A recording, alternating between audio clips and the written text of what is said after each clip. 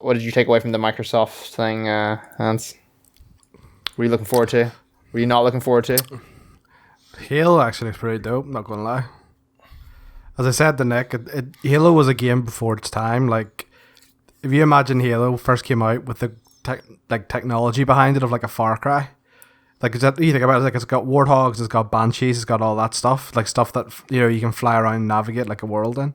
But Halo was always kind of limited by The linear levels, so you never really got to take full advantage of it. So yeah, like I really wonder, like if Halo was like pitched today, would it be an open world game? That's the thing. Everything's Breath of the Wild. Everything's fucking Breath of the Wild these days. But no, because you don't necessarily need an open world, but you could definitely larger scale levels to take full advantage of like a warthog and like all the vehicles and stuff. Yeah, like why would you not have it be a big massive open level? We were playing 4-player Halo 3 earlier there, and like it's not that the levels in older Halo games aren't big, because they are really fucking big. Yeah. They're just linear. Yeah, like those levels sprawl on for a good long time. It is just they are like highly linear levels compared to what we expect from games these days. Yeah, and I say like it's just like a Halo game now, which they're doing but the Halo game made with the advancements in open world gaming, like in terms of like ease of life and not quality of life and stuff like that, plus the technology to back it up. Like I said, this could be like the magnum opus of Halo games. So it could. So is this game supposed to be completely open world? Can I go from A to B? I don't think it's going to be open world. I think it is just like bigger. There will be hub levels that are just like far bigger than like typical. So they levels. said it's like, so I'm playing Destiny. Is that kinda? Like I do think it is going to be like Destiny. More open, obviously, like because you can fly and stuff in it with banshees and all. But like you don't have to do the quest in a particular order. Like you can approach them from any sort of way. Like it's. I feel like that phrase would be thrown out so many times though in lots of things. But play it your way is just. But I also feel like play it your way doesn't really work as well for Halo when every option is run in with your guns and shoot fools. No, it's not like I'm going to do the stealth approach and drop down and sneak attack this guy. No, because you can either shoot them with a gun or with a vehicle. Duh. No. Or grappling hook now, right? We're just Doom Eternal. Yeah. You're the grappling hook. So as Nick just pointed out there. So what I took away from that presentation was like, I feel like, yes, it was ahead of its time, but in these times, like seeing shit like Doom and then watching that kind of, it was very much that whole like, the whole like presentation gameplay of a first-person shooter where it's always like, I'm going to walk 2 steps forward, then I'm going to pan my vision very slowly at the take in the landscape. Yeah, right? Ooh, mountains. Let me tell you, whenever I play a first-person shooter, my camera's just flicking left and right really, really quickly.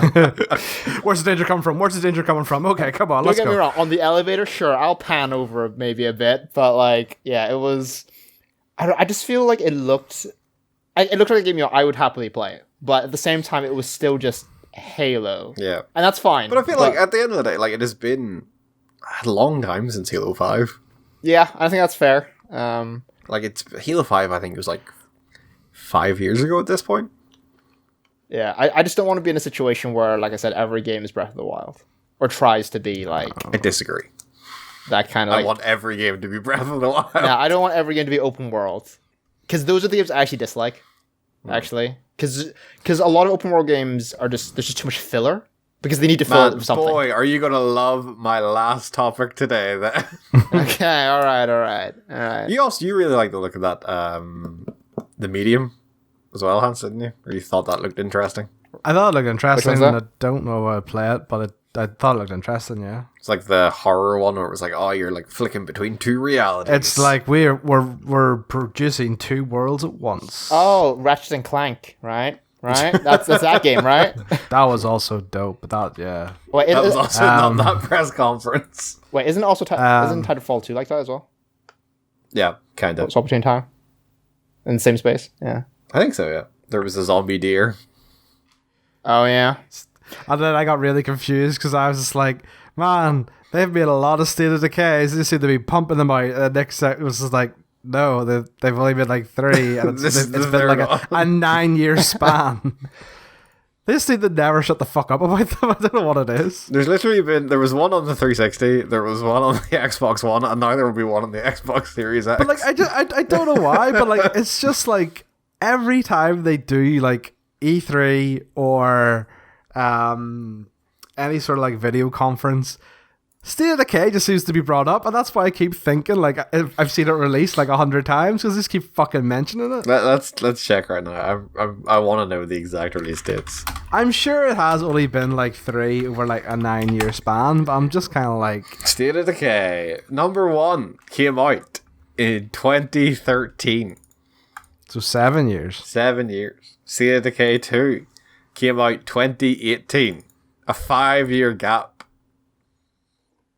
Why the fuck do they keep talking about it? Because they're apparently pretty popular. Are they? I mean, if they're getting 3 games in a series, probably. Like, well, the one thing I actually took from that trailer, which I would love to see. Deers are fucking scary. Yeah, right. Is that a lot of zombie games? They never really deal with animals apart from zombie dogs. I feel like, you know, I want to see a zombie elephant, right? There's a zombie. What game has a zombie bear? Something had World a zombie of Warcraft, bear recently. But Yeah, maybe. Something had a zombie bear recently. I also remember a zombie bear. What if I just Google zombie bear? oh, I guess it's terrifying stuff.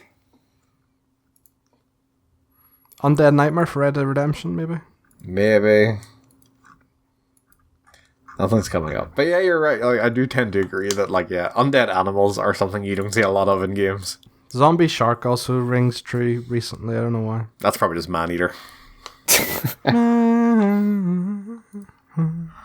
Yeah, I liked the Xbox conference. I thought it was a decent spread of games. I don't think the spread of games, I don't think it was as good as Sony's because there was no bug snacks.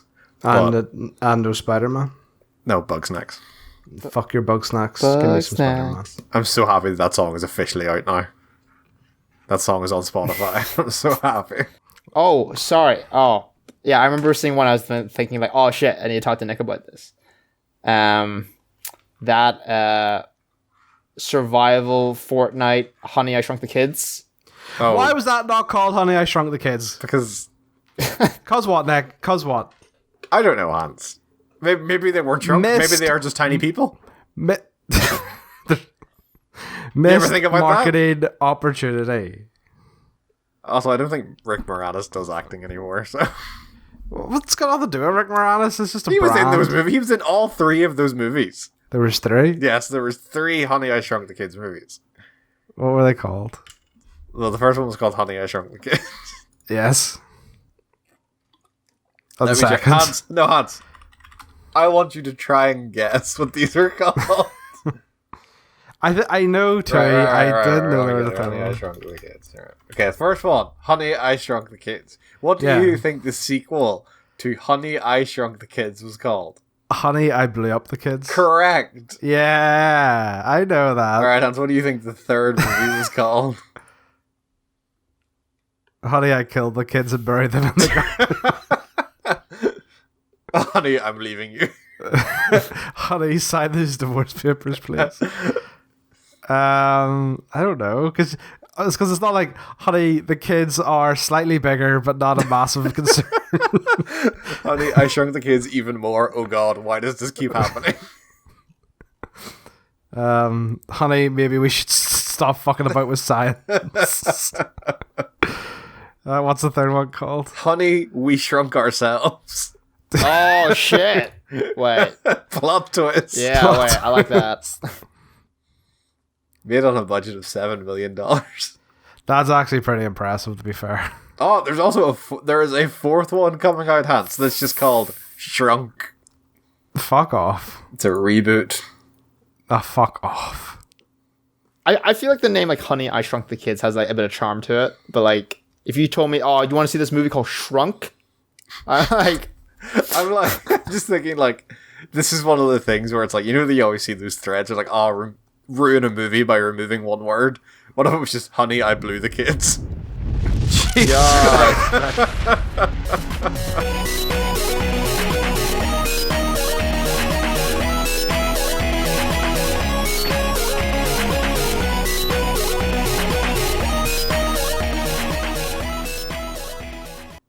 Brothers and sisters, welcome to the Not So Super Bash Bros presents Game Club for July 2020.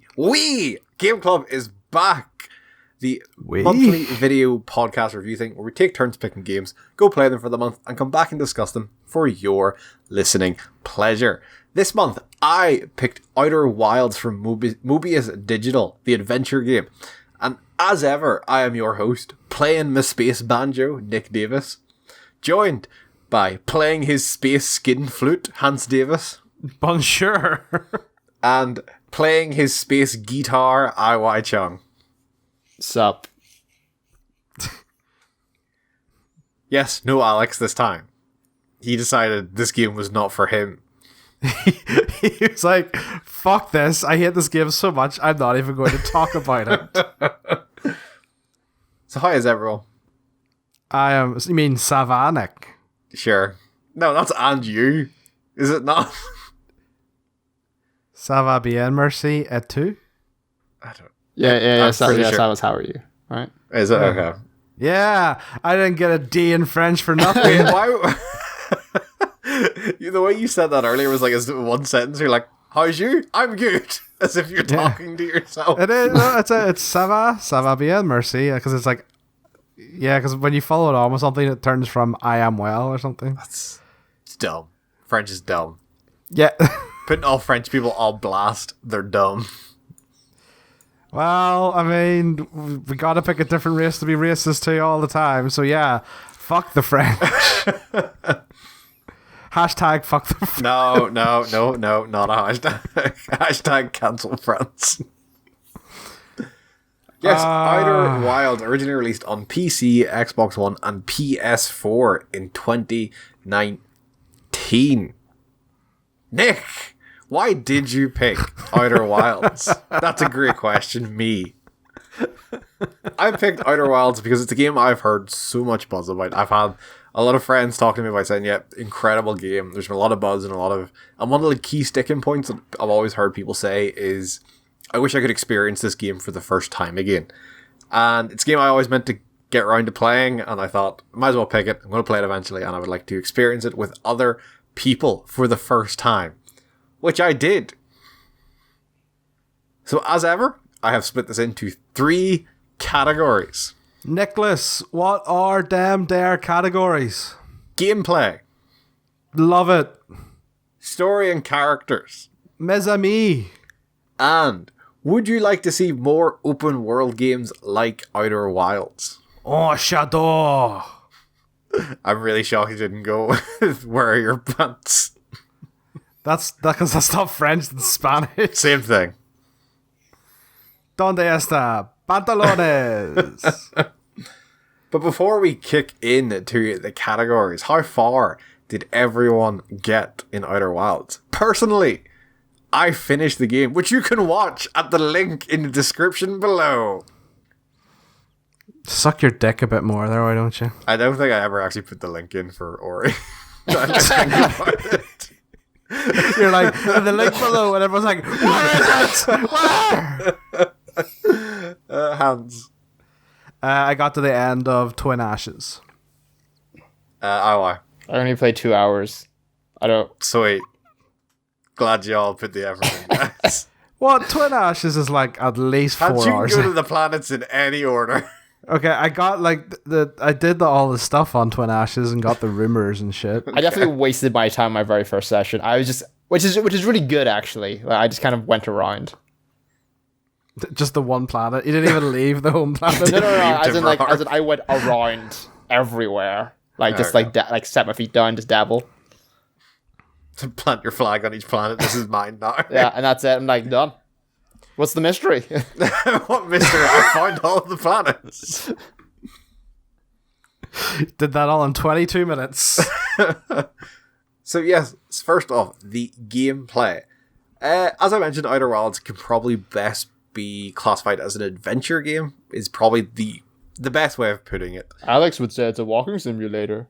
Well, Alex is wrong, and we all know that. So, Can I have a go at summing this game up? if you want. Majora's Mask in space. Okay, yeah, I did actually also put a note in my gameplay notes like, yep, this is kind of like Majora's Mask.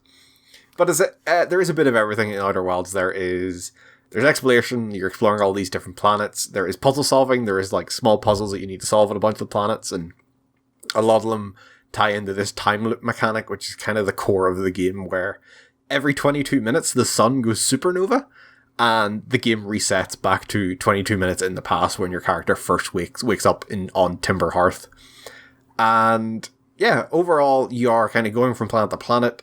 You get different threads of a mystery of like, oh, I can go do this, I can go do this, I know that this thing is hidden here. And you're trying to unravel a couple of mysteries all at once. You're kind of trying to unravel the mystery of, what is this, like, why am I being sent back in time all, like, every time the sun goes supernova? Who are the Nomai people, and why did they go extinct, and what are all these mysteries they've left for us? And the main mystery, as you kind of figure it out, is how do you get to the eye of the universe, and what that entails, and what is the eye of the universe, which is kind of your end goal of the game. And all in all, I really think it pulls it off really well of having all these different aspects come together, and I think the gameplay is really solid. I think exploring the planets is really fun. I think there's each planet and its own different unique mechanic is really cool. So you have, say, the twin planets, as kind of Hans put it, is constantly in, like, one planet is funneling sand down to another planet. The big hourglass. Yeah, they're called the hourglass twins, and it's essentially, yeah, as one planet fills up with sand, it restricts what you can do on that planet, and, like, your time to see the more inner reaches of the caves in that planet, but it also, on vice versa, is showing off more of the other planet as the sand slowly drains and more of what's on that planet gets revealed. So I'd like to hear, like, just in the terms of, like, say, each planet and not really what the mystery solving side of things, what did you think of the gameplay of each planet? I thought the planets were awesome.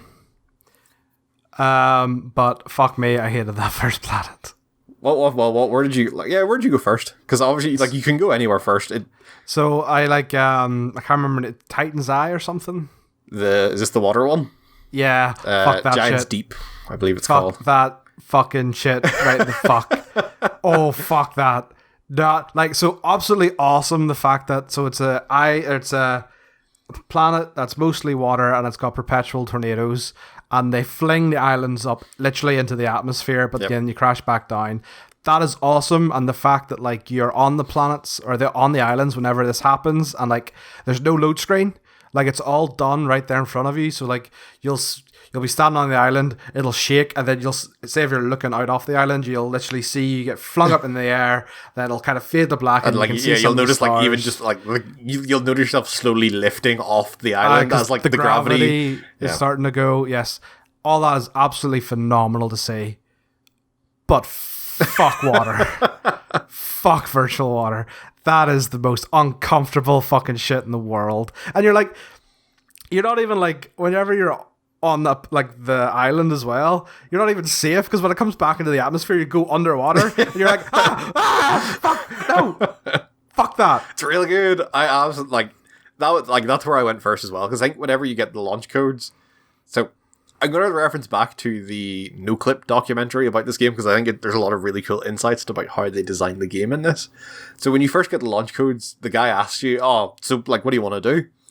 Or, like, what do you plan on doing once you launch into space? And I think depending on what option you choose, it'll kind of point you in the direction of a different planet. So whatever option I choose, like, oh, you should go check out Giant's Deep then. And, like, yeah, so that was the first place I went to. I was like, that's a lot of tornadoes in there. And the first tornado, I accidentally flew into a tornado in the ship. I just got flung into the, like, way into the atmosphere. He's like, all right, fair enough. And then I didn't realize that, it would also do the same thing to the islands you're standing on, and it freaked me the fuck out. Yeah, and, like, again, it's like you harken back to, like, the first time it happens, it's just confusion and panic and, like, oh god, right, okay. But then the next time it happens, you're like, okay, right, I know what's going to happen. Let's try and avoid this, blah, blah, blah, blah. And then, I just kind of fuck that shit. I just, because, like, there is a sense of panic. I think me and you talked about this, Nick. Like, I got caught in the tornado once without my ship and just got flung into the outer reaches of space with nothing but my jetpack, and I freaked out. I was like, oh no. This is what gravity tried to warn me about. I will say, like, I feel like for all the games that you deal with space and like how cool space is, like Mass Effect makes space seem like this really cool, sexy thing. I feel like Outer Wilds is the first game that makes you truly terrified of space and like suddenly not being able to like go anywhere when you are just lost in the atmosphere of space. There is a certain amount of comfort you have from being inside your ship in space, and when you are not inside your ship in space, you fucking know it. And I like, because that was probably one of my things, was like the reason I don't like virtual water is because like shit can come for you at any side. I got that exact same feeling when I was in virtual space. I was like, nope, some shit can get me from the behind, the front, diagonal. Fuck this. No, get me back in the fucking ship right now. Where'd you adventure off to first, or do you also go to Giant's Deep? I did not. Although before we go on, I think the way because you're talking about like the feeling of space, I think whenever I first played it, I said to Nick, like, now I know how my Kerbals felt in Kerbal Space Program, because you'd launch up, and I was terrible at flying the fucker, right? Even by the end of it, it's so bad. But even just like, it just really reminded me of playing Kerbal Space Program, except, you know, obviously first person. Just you like are the Kerbal. Yeah, right. Except it's like, so essentially, no, it reminds you of someone else playing Kerbal Space Program, and you are now the Kerbal. Yeah, I thought that was great. I actually think that was really great. It's really terrible feeling knowing that you're so shit at it, but at the same time, like it's really well made. In terms of the planet, I went to the ice one, like the one with like the meteors that fall. Oh, brittle rock? Something like that, yes. Is that the one with the black hole in it? Yes, there's a black hole in the center of the planet. Yeah, so that's the one I went to. And I believe is the one where the black hole teleports you to like this like asteroid field off on the side. So the gimmick, what is it? I'm actually gonna bug me if I don't know the name of that planet. Brittle Hollow. Yeah. Yeah, so the gimmick of Brittle Hollow is like it's constantly being bombarded by meteors from its moon, because its moon is like this lava fucking asteroid that keeps firing meteors out, and like as you explore, like literally you will see chunks of the planet fall into it, and you may or may not be on those chunks. So if you get caught on one of those chunks or fall off, in the middle of the planet is a black hole that shoots you out like to the outer reaches of space, like to a white hole station that the Nomai have like built out there, and it is terrifying. Yeah, I remember I actually didn't fall into it. I actually found like the stairs. Yeah. And then I jumped into one of the, you know, like the one of like little like the gravity things that push you along. Tunnels, yeah, so I think I jumped into that. And then like I think eventually I fell into the black hole. And then I ended up like stuck in the space station. And then the space station was cool because then like it was quite it was the first moment where it was like, oh yeah, the alignment of planets is quite important. Yep. And so like that for me was like a big moment there. But I don't remember what I did after. I think like the time just ran out. Like you mentioning like that side of it, like so like there's so many times like I stumbled into something or something happened unexpectedly, like for example falling into the black hole and shooting off into the at the white hole station. And I feel like that is like one of the beauties of this game is where like so many things will happen randomly, but nothing happens that makes you feel like, oh, fuck, this is just a waste of time, because everything takes you to something where you can learn something new about, oh, this white hole station, what was its purpose? What did it do? And then, like, say, as you mentioned, like, that teaches you, like, oh, yeah, like, the alignment of planets and, like, a lot of the symbols you've been seeing on the ground, like, you see them on Giant's Deep, of, like, things like that. It's like, oh, yeah, the alignment was really important here, because, like, if you look at a certain place when it's aligned correctly, it'll warp you. And, like, that's what it teaches you. Like, that gets you back to Brittle Hollow. So, like, it's one of, like, the amazing things I think this does is, regardless of what goes wrong and where you end up, 9 times out of 10, you will still learn something new if it's somewhere, like, if it's not something you fucked up before and you're repeating for the nth time. If you fuck up and get taken somewhere you've never been before, it's not a roadblock or a nuisance, because there's always something new to be learned.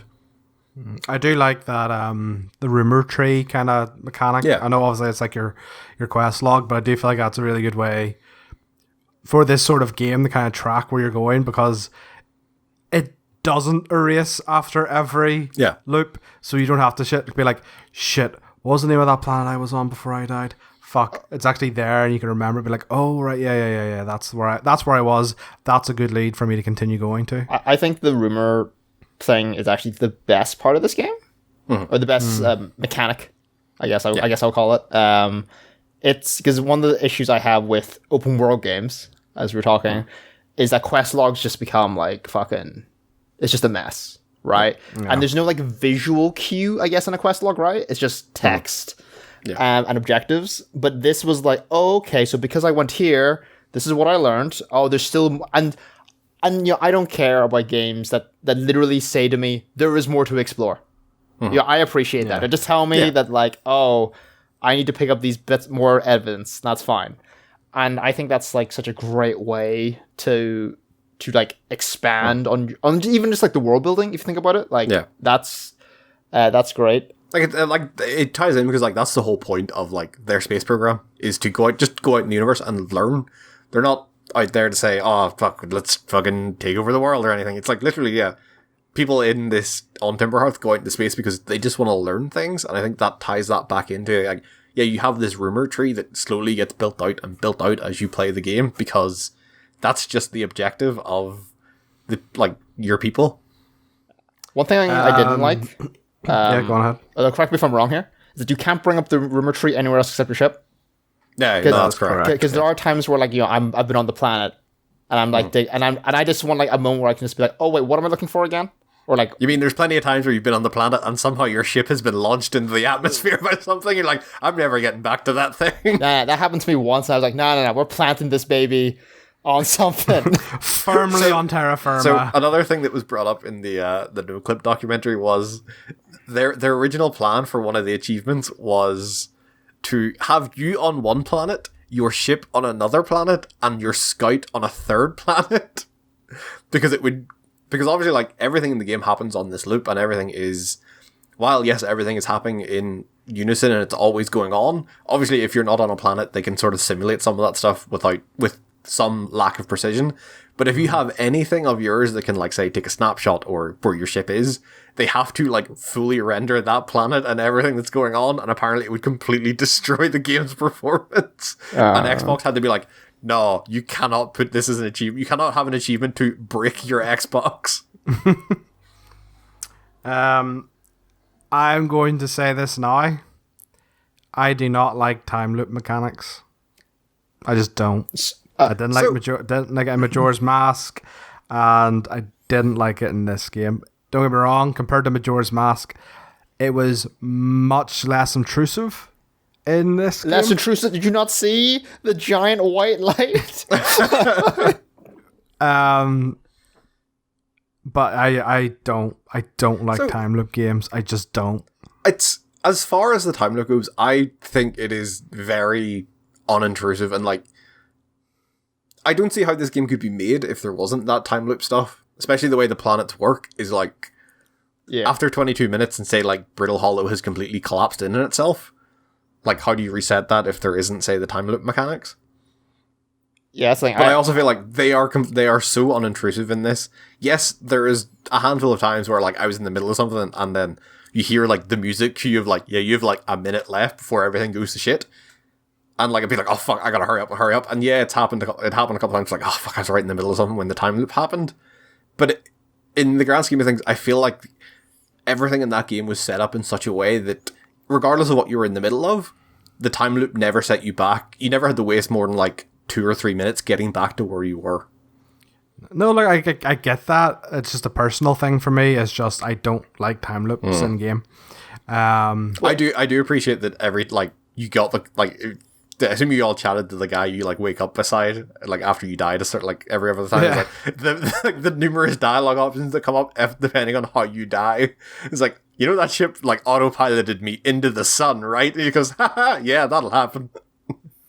Yeah. Or did you ever meet the guy on the other? He's on Giant's Deep, and he's also he's also stuck in a time loop. Yeah, and you're talking to him, and he's just like, did that big white flash just happen? Like, oh yeah, we died, yeah. It's just like, oh, all right, yep, fair enough. Because he's obviously been out there doing that a lot longer than you, and you're just kind of like, oh, okay then. I will admit though, although I don't like time loops, whenever you see the sun going supernova, it is fucking incredible. Yeah. I don't know if you were ever in space whenever it happened, but the second time I reset, I was in space and I went supernova, and I was like, huh, why is the sun turning blue? And it's getting bigger, and it's coming towards me. Fuck. Did you ever just sit and watch it from your mini-map?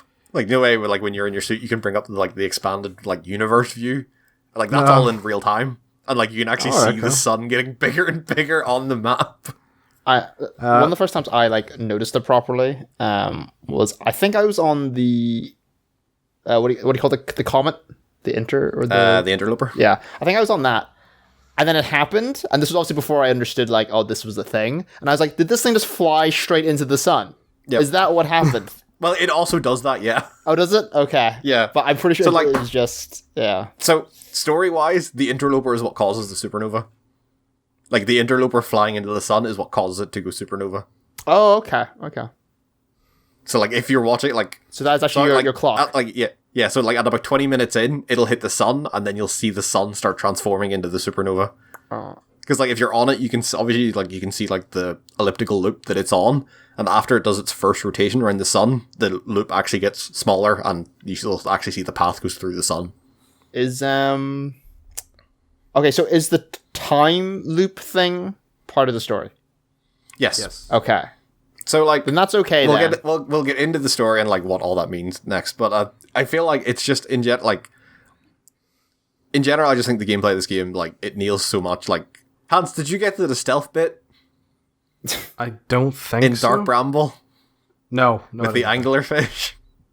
Fuck off. There's another water section? No, it's not. It's 0G. It's not water. That's the same as being in space. Fuck that. But, like, essentially, like, you have... Dark Bramble is, like, it's like a... There's a...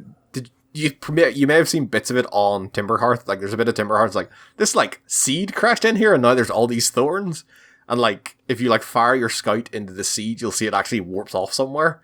So, like, Dark Bramble is essentially where that comes from. And, like, it's a planet that is, like, a metaphysical warp inside it. But as you go into it, you're like, alright, this is weird. I'll just jet around here. And then suddenly this anglerfish comes and eats you. And, like, again, that is one of the mysteries. Like, alright, how the fuck do you get past all these, like, anglerfish that are on this planet? And yeah, like, essentially it becomes a stealth section. Fuck that. It's amazing. No, like, fuck that. On the stream, when, like, we were doing it, literally, I was just like, I don't know how to get past this. And literally, I was just like, alright, I'm going to go through this bit and, like, just let my ship drift and just not gonna, because the mystery is they're blind. So they actually hear your engine noises. So I was like, alright, I'm going to get as much momentum as I can going through this warp bit, go through it, and then just fucking get out of the seat. I'm just going to stand in my ship, not touch the engines, and just let it fucking Tokyo drift through this field of anglerfish. It was amazing. It was amazing. And it worked, yes. But yeah, like that. Each planet having its own, like, sort of gimmick it's amazing because, like, as soon as you think you know, like, alright, yeah, like, this is great, I finally understood how fucking Brittle Hollow works and what to do here, you'll go somewhere else and be like, I'm completely fucking lost again, I need to relearn everything. Oh yeah, the design of the planets was very, very cool. Mm-hmm. But fuck water? Part of me wonders, like, yeah, well, fuck that shit, yeah. But no, but, like, part of me is like, you know, how many planets could they do that for before they start to either one run out of ideas, or two have ideas that just don't land quite as well as some of the other planets? Because, like, overall, there's technically not that many planets. Because obviously you're restricted to a 22-minute time loop. Yeah. But could you imagine if they started, like, say it was a bigger game with no time loop? Yeah, I imagine some of those concepts would not land as good as the rest of them have. So did any of you guys encounter the secret sixth planet? Is it invisible? Kinda. So okay. In the game, did you ever encounter objects that, like, you looked at them and then you looked away and looked back and they were gone? Yes. So there is a whole... Yeah, there's a whole mystery around those. And, like, it doesn't tie into, like, the core mystery of, like the mystery you need to solve essentially to finish the game. And it's the, like, quantum moon. And essentially there is a secret sixth planet that you can get to. But every time you look at it and then look away and look back, it's gone. It teleports away. Because one of the tutorials on the home planet has that. Yeah, one of the rooms in the observatory has, like, this, like, black pillar or like something? This black, like, obsidian looking rock, and then like as you look at it and look away, it like shifts position. Yeah, between three pillars. So essentially, like there's a couple of places like if you on Giant's Deep, there's a giant tornado. I don't know if you saw it. Like there's a big, massive tornado. It doesn't actually move. It's like I think it's on like directly on the North Pole, and like it's like kind of feeds into that mystery of like here's like one of the quantum rules that you need to learn to figure out how this shit works. Like they start teaching you things like, all right, if you look away and then look back, it'll move, but like it doesn't need to be you looking at it, so you could like fire your scout at it and take a picture, and as long as you still see it in your picture, that's fine. And then other stuff starts teaching you things like, all right, if you're on this while it moves, so like if you're on this and say everything goes pitch black so you can't see it or can't see anything around you, you'll teleport with the object. And like things like that, like it's the way that mystery slowly builds and builds to this completely optional area is phenomenal. And like it's stuff like that, and like as each of the mysteries builds and builds and how like everything starts intertwining and interweaving, just fucking top tier game design. It is incredible.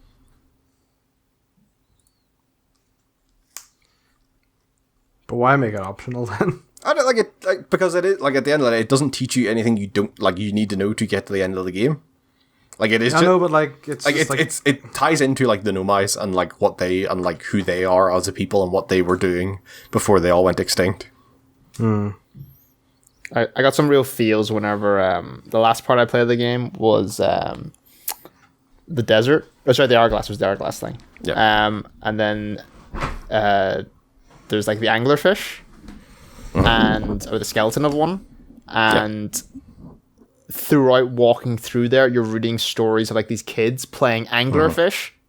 Yep. And then you find some skeletons, like teeny tiny skeletons beside the anglerfish. And I'm just like, oh, the feels. The feels. and that's why you don't fuck with the ocean. But yeah, like that bit there is where you learn that the anglerfish are blind, and then you're like, oh shit, yeah. So like, if I know they're blind, how does that help me get past them? You're like, all right, I don't use my engines. I or use them very sparingly. And it's things that you wouldn't think are connected and things like that, and the way it all just ties into that. And like when it's completed, the rumor tree looks amazing because it just shows how interconnected and how well thought out it all is. It's amazing. Like I could not speak more highly of like how this game plays and like the way it is all put together. Yeah, I'd be curious to see like how a game like another game would use these kind of things, but at the same time I feel like the reason why this game works is because of its topic, which is space, right? Yeah. And space is one of those things that is a mystery to us now, but like it's kind of limitless of what it could be, but at the same time there's just enough, and because everything's split by planets, you can get away with the whole you have a mechanic. But if you did it, say, like, on Earth, or on, like, a planet, like, a singular planet, like, could you have those kind of systems without it being a bit forced, as it were? Where you don't have this, like, wonderment of space? Like, it was interesting, like, watching the documentary, because essentially the way this game started was it was a bunch of... he was a student, and he was just like, yeah, like, every time he got a new, like, project, like, essentially each of the projects he was given during his course ended up being one of the planets. So he had one of these planets where it was like, all right, deal with like a time constraint sort of thing between two objects, and like that's how the Hourglass twins came about, and like things like that, and like everything that went into the game is essentially just him pulling all his school projects together and putting a like fresh coat of paint on it. And like and while that sounds like, oh, then how does any of this actually work together? The way then all that stuff comes together and actually comes into one cohesive package is like when you add this layer of the rumors and the mysteries on top of that, and it works so well. Is there any last gameplay thoughts before we kick into the story and characters? No. So, in terms of the story and characters, this is probably where this is going to get real spoilery. So, if you haven't played Outer Wilds, I would recommend go playing it, because before we talk about this stuff, because this is probably where we're going to talk about things where how the story actually plays out and like actual probably solutions to how things work. So I think the story in general is really cool. I think the slow mysteries that they put in there and like tease and the way they resolve are all really awesome. Like who the Nomai were and like what sort of people they were, and then like what happened to them and how that ties into what you're doing now, and how the story wraps up is incredible. And I think as much as the characters in this game are kind of faceless, like everyone you meet out there kind of is wearing like their spacesuits, you don't really see who they are. They do really cool things to make them unique. So like each of them has a different instrument. And like if you pull up your signal scope, if you I'm pointing at the planet, it'll like you'll hear each of them playing a different tune. And if by some chance the planets line up, you can actually hear all the songs playing at once and it makes one cohesive song. And it's stuff like that I think really adds like this depth of character to this. It's like, yes, while you are this one person in this big infinite space, like a simple melody ties everyone together. And I think that is a really cool like story emotional beat that they do really well. Problem is though, like it's cool you got that, but I may not get that, and I may not get that. Even if we played through the entire game, we might not get that. So it's great that is there, but so many people are going to not experience that, which I think is a problem. Why do you think they'll not experience it? Well, I only got so far, but do you have to have all the planets line up? No, like that's the thing is like even if one or two of them line up, you will notice that like they're playing the same song, just all on different instruments. And like the game does kind of push you to use the signal scope to find them, because you'll hear like, oh, the guy says to you, like, yeah, you can probably find people if you just tune to this frequency, and you'll hear everyone out there in the world to find them on each of the planets. But it's like completely by chance. Like you'll notice that I was looking at another planet, and a planet just happened to be in orbit, like in the same sort of pattern, and you notice that the tunes lined up. And to get really spoilery, at the end of the game, everyone is together, and like you hear everyone start playing together. So like, what is the end of the game? So the end of the game is, as I mentioned, the core goal of the game is to get to the eye of the universe, because while, yes, your sun is about to go supernova, the Nomai have predicted that at around this time, every sun is going to go supernova, and it's going to be the end of the universe. So, essentially, yes, yours is spurred on by the interloper crashing into the sun, but it's also a case of that's just chance. In every universe, something is about to happen, every universe or every galaxy, something is about to happen that's going to cause their sun to go supernova. Which also gives them a perfect chance for a sequel. So you find out that the Nomai had found the coordinates to the eye of the universe, and in the process of trying to get to it, they crashed into Dark Bramble, and their vessel is in there. So what you do is you piece it all together. You find the Ash Twin Project, which is what's causing obviously the time loop to happen, because they were convinced that they weren't going to get there in time and weren't going to have enough time to get to the end of the universe, or get there in time. So they were like, all right, what can we do to make sure we constantly are ready to do this? It's like, all right, we send our consciousness back in time, 22 minutes every time this Ash Twin Project kicks off. The issue was they couldn't power it, so that's why they fire, or the only thing that would power it was the sun going supernova. So they knew, right, if this end of the universe happens, the sun will go supernova and power the Ash Twin Project to kick into gear and send everyone back 22 minutes. Or the 22 minutes thing, I don't think is what their intention was. I think it's just what it ends up being. Or I think it's whenever you look into the eye of whatever statue holds your consciousness. So it just so happens for you, it's 22 minutes. But for someone else, it could be longer. So that happens, you find the coordinates, you go through Dark Bramble to find the vessel, and you put in the coordinates, and you're taken to the Eye of the Universe, which... This is where the game gets really trippy. And the Eye of the Universe is more of a metaphysical, like, metaphorical thing, where while you go in there and you see, like, visions of all your friends and all the people you've encountered along the way, like all the travelers on their planets with the different instruments. And essentially what it boils down to is you create a new Big Bang and create new life in this new universe after everything goes supernova. Essentially you become God. And then like at the end of the credits you essentially just get like one splash screen that shows like a similar like sort of universe of like, yeah, you see the sun and you see like all the different planets, but you see then like a rendition of, say, the title screen of like the campfire and two people sitting around it, but it does say like 14.6 billion years later. Implying, yeah, you were successfully created a new universe, and now you've created a universe in such a way that people can now continue on what you started. And I will say the ending and just like this game really got to me. I really enjoyed like the melancholy feel of the entire game of just like I'm this little dude in space that in this much bigger system. And then like the end of the game is just you sitting around a campfire with your pals as they play this like familiar tune you've been hearing throughout the game. And the ending legitimately got me choked up. It was just it hit me in such a way that like it was just this emotional release of these countless deaths, these countless trials to get to this point have paid off, and I'm now at my goal, and all my pals are here jamming out. With their clam out. Yeah. Just the story and the mystery, like I probably am not doing any of it justice. I think just the mysteries in general are really interesting, and the different characters you never actually meet, but say you read all their writings on the wall, you like see all these nomads with their different personalities. And just the way that all ties together and the way you hear about why they've gone, or how they've gone extinct, and like why none of the stuff they wanted to do actually happened. It just all strikes a really good chord and all works out really well.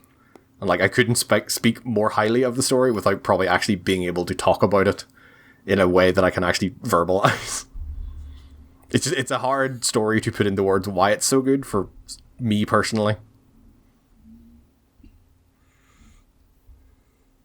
I think like the story is cool, and the way you've described it is very cool. But for me, what I would like to see is if, like during that final splash screen, if maybe you can maybe have some sort of end game, but seeing the worlds as they would be now that the nomads didn't do the damage to the other worlds with all the stuff I had to do to try and stop the supernova.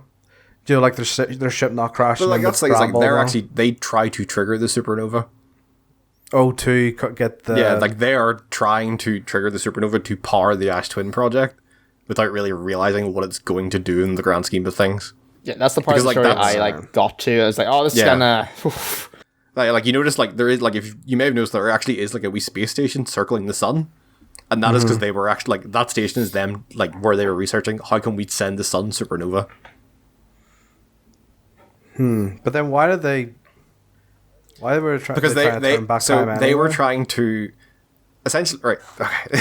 So did they know that the universe were going to end? They just didn't know. No, they didn't know the whole universe was going to end. They knew that the eye of the universe existed, but they didn't know what it was for. That it was just like a religious thing for them. It's like, we need to make a pilgrimage here. Right. So in the orbit of Giants Deep, you may have noticed like the cannon. Yes. So essentially, this ties back into the Ash Twin project. Is that cannon fires a probe randomly, like, or in their eyes randomly, that tries to find find the coordinates to the eye of the universe, and that was the point of the Ash Twin project, was so that could. But the problem was, fired once, broke the cannon, so that's why it had to keep going back in time. To every time it came back, fired randomly, hoped it worked. So sun went supernova. That's why they were trying to research the sun going supernova, so they could keep doing that to find the coordinates. Right, okay. See, I thought they were going back in time to stop the supernova, no, but no. They were trying to trigger the supernova so they could keep repeating the probe firing so they could find the eye of the universe. Because that, when you get to the probe bit of it, like when you get underneath the currents in Giants Deep to where the probe cannon is, or like where the probe module is, that's when you find out where that's where the coordinates of the eye are. Right, okay. Did any of you actually get underneath the currents and see what's under there? Think about who you're talking to for that. the giant electrical jellyfish. No. Again, thank fuck I would have been like, nope. Yeah, fuck this. So it happened to me completely by accident. One of the tornadoes is spinning the opposite direction, and if you fly into it, it fires you down instead of up, and it fires you beneath the currents that you can't actually go under. How'd you not die? Because you're in your ship. Oh, right. I was in my ship. Did your ship take damage, though? No, because it's just water. It just fires you underwater. Oh, okay. Because if you try to go too deep on Giants Deep, like currents like fling you back upwards, just like, no, like this is like an invisible barrier because the currents are too strong for your ship's engines. But one of the tornadoes is spinning the opposite direction and fires you down through those currents. Right, okay. And like that is what happened, is like whenever that probe fired, obviously one of the probe module of the orbital probe cannon sunk and fell into that tornado. Right, okay.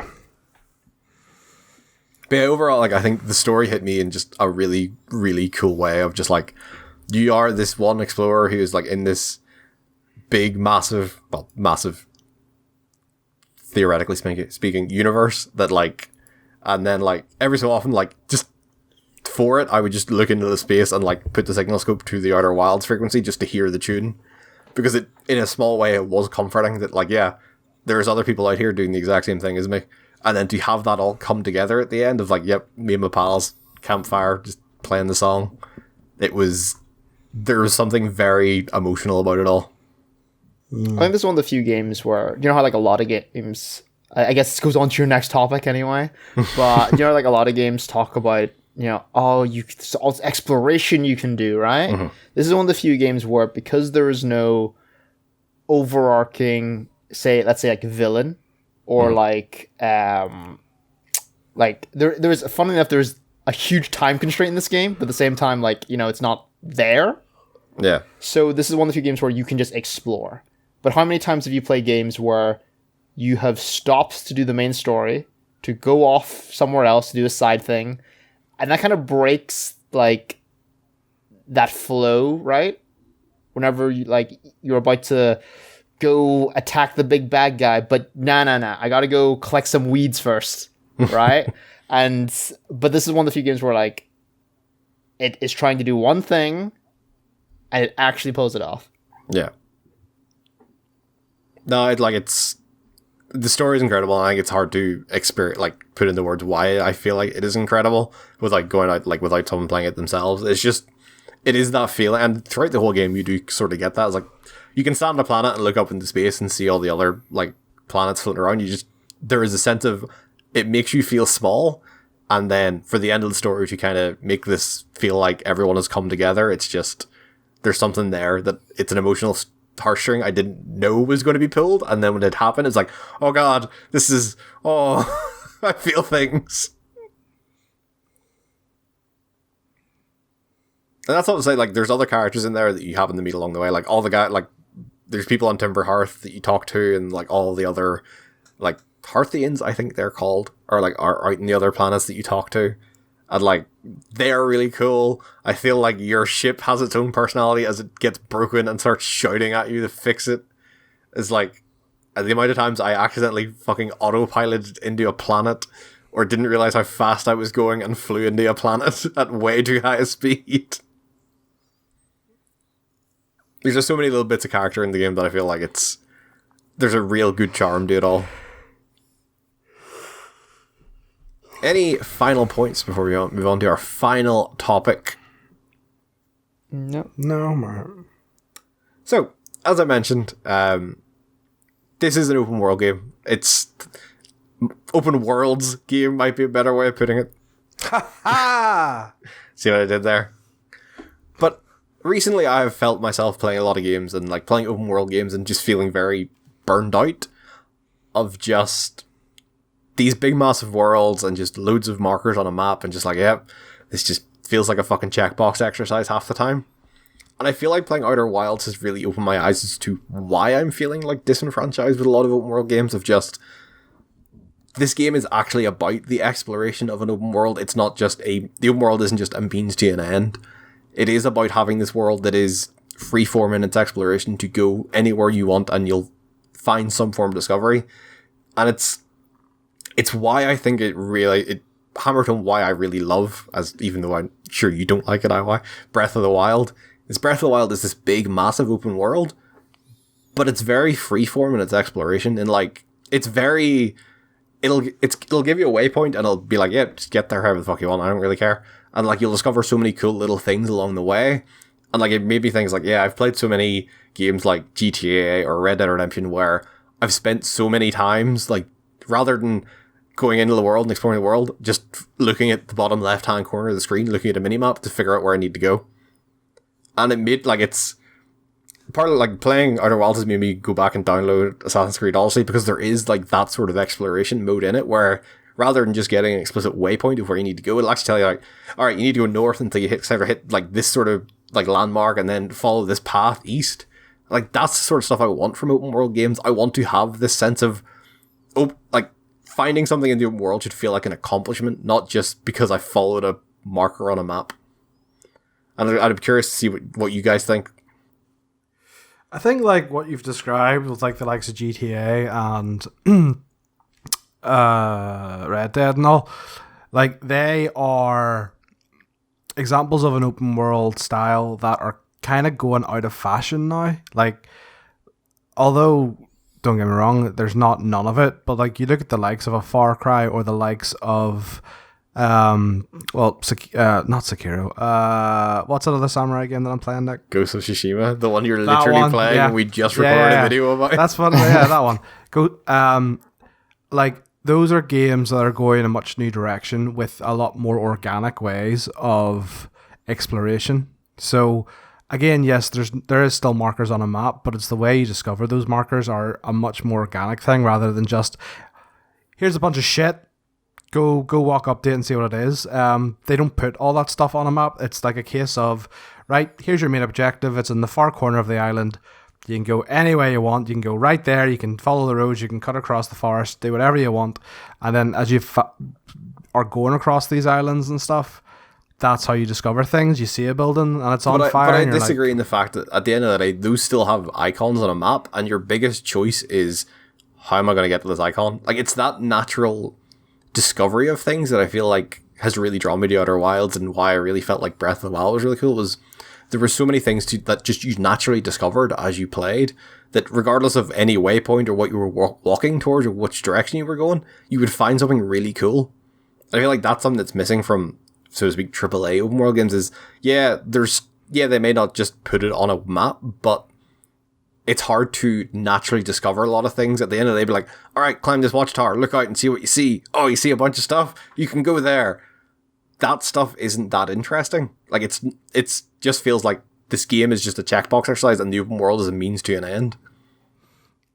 But what you just did there is just describe Breath of the Wild, which was you climb a tower. But yeah, you climb a tower, and but you see there's shit, so many like, stuff. Yeah, let's go there. I can find stuff as well in Breath of the Wild where, like, I don't even see it from a tower. You can go to the entire Breath of the Wild without climbing any of those towers. They're just there to fill in a map, and then you get a vantage point to see where you're going, but you're still plotting those waypoints yourself, and you're saying, all right, I see something over there, I can mark it, or I can just follow this path and see, like, oh shit, there's a forest over there, let's go see what's in the forest. There's this weird skull, wonder what could be in there. Yeah, but that is the way that games are open world games are now starting to go. Like, you're thinking of Red Dead and you're thinking of Rockstar, but look, like literally Ghost of Tsushima there is no markers on the map. Oh, sorry, on your overworld. Like, yes, there's a map, and yes, you can highlight it, but you're still following the roads, and the only thing that's pointing you in the right direction is the wind. So there's not like a set point that you're like, right, there it is, that's where I'm going. You still follow the road, and the wind guides you in that direction. So you still have that opportunity of, oh, do I keep following the road, or do I check out this burning building over here? Do you know what I mean? So, like, I think open world games are starting to come away from the idea of, right, make a beeline for this marker on your over screen with a mini map. I think because people are starting to get sick of it, starting to get tired of it. Oh, wow, you were going to say something there. What was I going to say? Just about how I think the thing about Breath of the Wilds is that, I think as Nick pointed out, I think even actually whenever you're told about the towers, is that you go, the very first tutorial you're told about it is you're supposed to go up to the tower and then use your zoom in function. Your tablet? Yeah, your tablet to, like, mark essentially points of interest. Mm-hmm. And that is the thing, that is the player doing that, right? Yeah. It's not like Assassin's Creed where I climb to the top and my mini map is fucking full of all these dots and I'm just like, fuck that shit. Like, every icon on Breath of the Wild's map is either something you have marked or something you've completed. Yeah. And I think it's that sort of idea that I think is missing from open world games. Like, I don't want a map that is, I climb this tower and suddenly, like, say, for example, The Witcher is like, you look at one of the maps in The Witcher and there's just so many fucking question marks. Like, that's not interesting. Like, that is, yeah, I know there's going to be stuff out there. I don't need to be explicitly told that there's a bunch of stuff I need to go discover. And yeah, I'm sure games are moving in a right direction, I just feel like there is games that are still, like Red Dead Redemption 2 was last year, and it's still doing stuff like this. I think for me, like, why I actually enjoyed Breath of the Wild was that, because the reason why I don't like open world games is because like there's a lot of filler, right? Oh. Now, I don't mind filler being in games because obviously, you know, that's good for something. Like, yeah, like Alex loves that shit, right? He loves filling out shit. That's because like, Alex doesn't have a job. Right? He loves like collecting stuff and all that. And that's good, right? That's a good phrase for him. But in a lot of games, I think JRPGs, I feel really bad about this in. I think I've just had these terrible moments where in Final Fantasy X, I don't know how much you guys got into that, but in order to get all the summons, you had to finish all the trials. Yeah. And get all the treasures from the trials. If you left out one of those, you could not get Anima, I think it was. And if you couldn't get Anima, then you couldn't get the Magus Sisters. And if you couldn't get the Magus Sisters, you couldn't get one of Yuna's or someone's crest for their ultimate weapon, which made their ultimate weapon useless. So there was this like knock-on effect of, oh shit, I need to make sure I do everything because I might miss out on something. I feel like a lot of games, that sort of stuff feels like it is a knock-on of older game design where like it was possible to get locked out of that stuff. Yeah. Where I feel like games are smarter now, developers are smarter now to not lock you out of things like that. But a lot of games, it's that kind of like, you know, I guess World of Warcraft was the thing that was the one that really did this, where like, you know, exclamation marks on characters essentially. Yeah. Or like whatever markers on your map, which sort of tell you, oh yes, you should maybe look at this. But in Breath of the Wild, there is actually a lot of side quests, right? In Breath of the Wild. Yeah. But they're not like they're not in your face. Yeah, like a lot of the side quests are like the way I kind of want things is where like it'll tell you, like one of the side quests that sticks out of my head is like it like tells you a riddle. And it's like, oh, at the where the stream splits into two and at the highest peak is where you'll find this treasure. It's like, all right, I follow the stream. It's like, oh shit, this stream leads to a waterfall, which is like halfway up this mountain. All right, let's go see what's at the top of the waterfall. And it's like stuff like that. It is pure exploration driven, and it's so it adds this extra layer of accomplishment when you actually do something and figure it out. I feel like a fucking genius, and like that's Outer Wilds made me feel like a fucking genius all the time. It was like I have like pieced together this fucking looking at this rumor and look how big this mystery was, and I found the answer. And how fucking cool is that? Yeah, that's the thing. Like, I feel like I'm happy to speak I'm actually, so I've only played 2 hours of Outer Wilds, right? Which on paper sounds like, oh, I didn't enjoy the game. I mean, I could finish the game in 10 minutes right now. Yeah, but like, I can appreciate all of the mechanics and why things are the way they are. The problem for me is there's not enough, I guess, meat on it, I guess.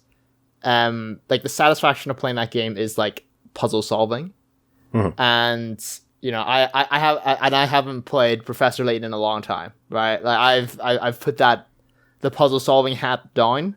So for me, this was not the game that I really wanted to play. But there are so many things in this game that I wish other open world exploration, blah blah blah blah blah games would have. Yeah, I'm not saying that all games need to have like no waypoints and pure exploration. I just wish more games would put more agency in the player's hands to take the risk that your player is the people playing games are not idiots half the time, or give them the option to, I don't want my hand held throughout this entire game. Let me figure things out on my own. See, and like I think that's what Outer Wilds has really shown to me is like I need more experiences like that, and that's why I don't like. That's why a lot of open world games don't hold my interest for as long as I wish they would. Yeah, I'm going to argue and say that people are idiots. People are idiots, but there's also people who aren't idiots, and like that way of thinking. Which makes money, Nick. But like that's what like Assassin's Creed managed to put both in and have their cake and eat it too. So I don't see why it should like. There's a really good video on YouTube that looks at the design of Red Dead Redemption 2, and the guy has a similar talk with me. He's like, yeah. It is very handholdy, and when he turned off the minimap, he suddenly started like actually trying to puzzle out the world and learn the world rather than just following the waypoint. But then he gets to a mission where it's like, oh, you need to hide this stagecoach and like hide it in a spot in the forest. But it's not like, oh, just go put it in the forest, it's hidden. It's put it in this very specific spot in the forest that you would never fucking find if it wasn't for your minimap. And it's stuff like that. It's like, players, me personally, and other players, I'm sure, don't want to have everything put in this exact same spot so this set piece plays out in the exact same way every time. And I feel like there's potential there to not do that. And I feel like some games don't realize that potential. But I understand that there is also a market for people who do want that, and there is a satisfying thing in their heads. It's like, yeah, I like checking off all these things on a big open world. Because some people are like that, some people have more time in their hands than I do. Any final thoughts before we wrap it up? How many times did people die? How many different ways did people die in this game? Because my favorite was getting crushed by sand in a cave. Oh, wait. No, okay, so I died always to the supernova, except for once, where I walked into some spikes. Nice. To test whether or not they would hurt me. Right? So the problem was that I had injured myself from, like, flying into, like, a rock prior. And there is a health indicator, I think, somewhere on it. Yeah, so, like, on the, like, the same thing that has, like, your O2 and your engine, like, that person icon in there will slowly fill in red as you get more damage. Is that what it is? Okay. Yeah. Well, I did notice that. So I went to like this cave, and there were like spikes, like it's purposely placed to block you. And I was like, well, might as well just see if spikes hurt you in this game, or if it's just like a wall. I walked into it, then my character fell over. So it's just like, well, shit. But most of the time, I just died to the supernova. Like, so I died to the supernova. I got on the Ember Twin. As the cave as that sand level slowly rises, you can get trapped in caves, and boy howdy, that gave me an anxiety attack, because suddenly I was realizing one of my worst fears of, oh god, I'm trapped in this cave and it's slowly filling with sand, and oh Jesus, I'm about to die. What else have I done? I died to Ghost Matter a lot. I accidentally left my ship without putting my suit on and suffocated. Oh, I did that once, but I managed to get back inside. I heard my character go, help. I was like, oh shit. Literally, like the last stream I did, like the finishing up stream, I was like, alright, know exactly where I need to go, fly to the Ash Twin, get off my ship, wait for the sand level to go down so I know where to go. As soon as I got off my ship, it's like, this dude fell over suffocating. There's a lot of funny ways to die in that game. There was also, I was exploring the inside of the comet, and then suddenly the comet flew into the sun, and I was very confused as why I died. So I was like, before we wrap up, there's one thing I thought was really cool. So to power the ship, like the Nomai vessel to take you to the other universe, you actually need to depower the Ash Twin project. So you actually need to take the power core that would be the thing that essentially uses the power of the supernova to reset time. I was like, I really don't want to take this out, because what if I die? So you need to take that out and then fly through dark realms. Like what if I die to one of these anglerfish while I have this? Like, will I not come back? So I did die, obviously, because I'm bad at video games. I got eaten by one of the anglerfish, and instead of like the loop happening, it actually comes up saying you are dead and the credits rolled. I was like, all right, that's really good, fair play. But it does let you it just takes you back. I think any rumors you would have discovered on that run will be gone, but you can go back to where your last loop started. But I just thought that was a really nice attention to details. Like, yeah, you've depowered the Ash Twin project. You don't come back this time. That was a really nice touch. So, in conclusion, it's probably very apparent. I absolutely fucking adore this game. Playing it was amazing experience from start to finish, and I absolutely loved every second of the exploration. And it's new, it's always interesting to find a game that kind of makes you think about other games and the way you play them, and that has made me think about a lot of things. And Outer Wilds was exactly that, from the way the game plays to the way the mechanics work and just the story in general. Everything to me was fucking top notch, and it has easily rocketed into one of my favorite games of all time. And if I had played it last year, would have been my game of the year by a wide margin. Hans. There are things I do really, really like about this game, but just the time loop mechanic puts me right off. I don't like time loop games. Don't get me wrong, yes, it is the least offensive, or least intrusive use of a time loop I've ever experienced, but it's still there, and it just, the minute I see or feel something like that in a game, it does just automatically turn me off. So people will like this 100%, but it's just not for me. Why? See, I want to recommend this, right? And I would recommend it. But don't blame me if you don't like it, because I don't think it's for everyone, is the thing. Because it's not for me either, but it's definitely not bad. Like, it's one of those games where I can appreciate why it's so good, but I am never going to experience it.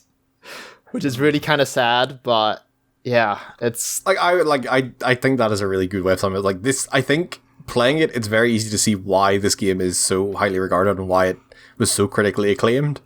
But similar to, say, something like Dark Souls, it is very easy to see why this game is not for everyone. And why people could be immediately put off it and just not want to play it. And I've done the cardinal sin. I've compared something to Dark Souls that is nothing like Dark Souls. Yeah, I feel like you didn't need to mention Dark Souls. But Dark Souls is one of those games where it is, every time a new one comes out, it is critically acclaimed and people love it. But there's always a couple of people those games just aren't for me. Regardless, it's one of those things. They will, a Dark Souls game will never be a big game, a big profile game as GTA. Yeah, Do you know what I mean? It's the type of game that there are certain people that will play it and love it, and there are certain people that will play it, see why people like it, but just realize it's not for them. Yeah. And I feel like Outer Wilds very much kind of fits into that. It's an amazing, I'll wrap it up. I think it's an amazing experience, but yes, understand this game is not going to be for everyone, but if it is for you, there is a phenomenal game there with a heart-wrenching story and amazing, amazing mechanics. But before we close out, I'm not going to invite Alex back because I couldn't be arsed cutting into stopping this recording and everything else. So I will just tell you what Alex has picked for August 2020. Subnautica. Did they tell you? Yeah, he put it in. You put it in chat because it was on sale. Oh yeah. Yeah, you complained about it. Hans. Sorry, yes, continue. by Hans's reaction, you can tell it's a game he's going to love. Alex, I need to remember what year this came out, because obviously it is called the exact same as the previous. 2016 or 2006. Oh, we are playing the 2014 reboot. Yeah, I think it's a reboot. Remake. I think it's It is. Revival. It says so, presumably reboot. That is a cooler way. Yeah, to say the reboot. It was later announced in 2013 that the game is a reboot of the series. The 2014 reboot. No, revival. That's way cooler. That is so much cooler. I'm going to call all reboots revivals now. Of Thief. Why can't I pronounce that word? Why are you struggling with that? I don't know. Thief. Thief. I still feel like I'm saying it weird, but I feel like the gist will be there. The trailer will be playing in the background. Yes, so join. Burglar. Burglar. That'd be an amazing name. Imagine if I went away and played like Crime Simulator or something. Is it a thief simulator? Yeah. I went and played that instead of actual thief. We should, can the three of us, we know Alex won't watch this episode, can we do that instead?